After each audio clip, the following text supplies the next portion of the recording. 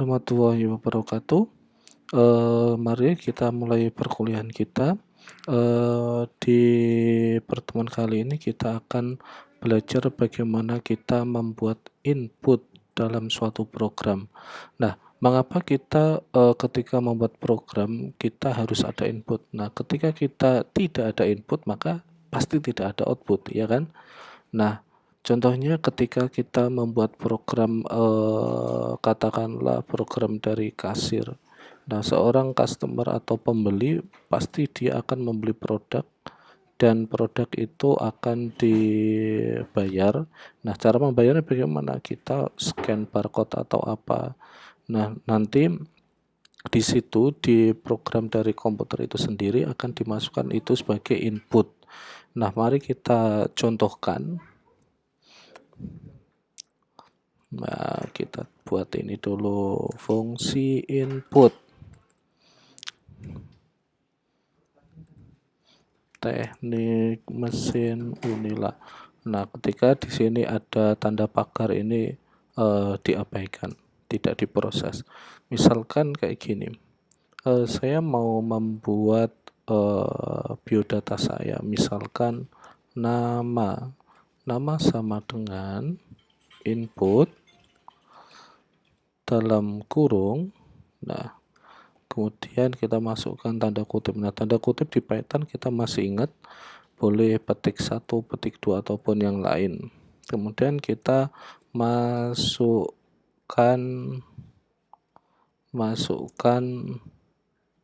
nama, kemudian ini, kemudian tanda kutip, kemudian alamat sama dengan input, sama prosesnya sama. Ini masukkan alamat, kemudian nah ini tandanya kalau ada strip 2 ini fungsinya untuk memisahkan. Kemudian kelas kita contohkan, oh salah, harus ada ini, masukkan kelas.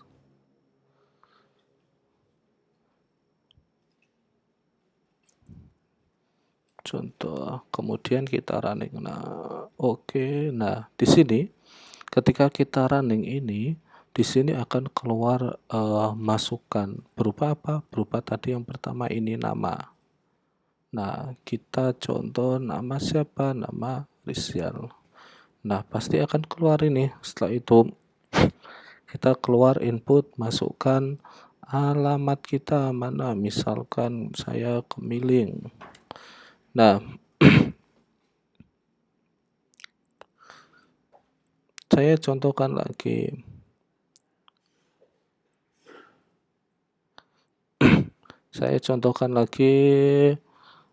Itu tadi ya input ketika kita masukkan kelas pada intinya sama. Saya masukkan lagi, kita kemarin udah belajar bagaimana kita membuat integer. Nah, kemudian kita praktekkan ini, misalkan total, kita buat semacam program pembelanjaan ini. Misalkan total sama dengan integer dalam kurung input dalam kurung. Nah, ini maksudnya ini total belanja berapa, kita belanjanya berapa. Nah, kemudian RP titik. Nah, kemudian di sini kemudian ada fungsi if berarti kan jika. Kita sedikit belajar percabangan ya. Jika total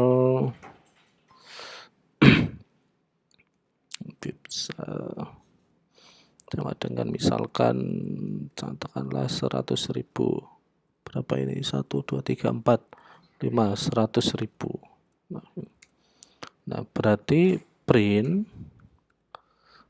apa? Nah, printnya berupa misalkan Anda mendapat bonus es krim.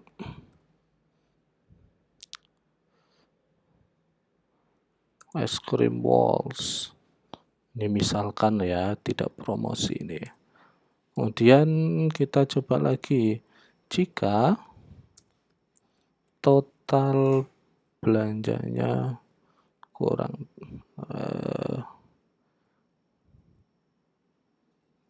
dari misalkan katakanlah 80, 1, 2, 3, 4, 80.000. Kemudian print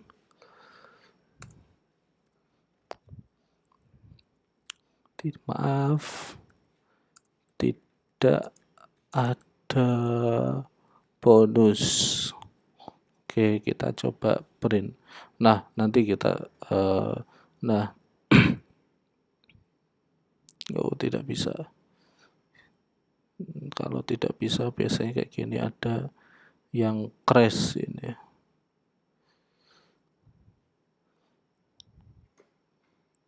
Kita coba, tadi kita kopikan saja ini ke run. Nah, ada berarti kalau ada kesalahan seperti tadi, biasanya di situ ada crash atau semacam ada pengulangan. Kita masukkan, kita belanja berapa? Misalkan 150.000 nih. Nah, maka akan tertulis ini, Anda mendapat bonus es krim. Tapi ketika ini saya kopikan, coba biar lebih jelas. Nah, tetapi ketika saya belanja cuman habis 50.000, coba lihat, tidak bisa ya. Ini harusnya bisa.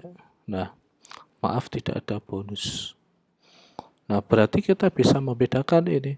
Nah, fungsi dari int ini atau integer ini fungsinya untuk memanggil angka. Oke ya, seperti itu ya.